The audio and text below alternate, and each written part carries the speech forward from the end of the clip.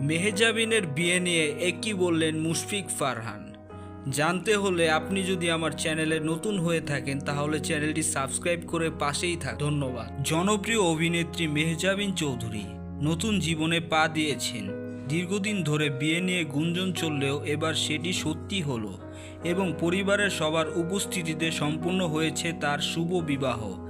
বিয়ের পর থেকে ভক্ত অনুরাগীরা প্রশংসায় ভাসিয়েছেন, ভালোবাসায় ভাসাচ্ছেন ভক্তরা। অনেকেই জানিয়েছেন তার নতুন জীবনের পরিকল্পনা কী।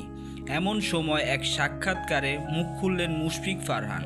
তিনি বললেন, মেহজাবিন আমার অনেক কাছের একজন বন্ধু, তার জন্য শুভকামনা রইল।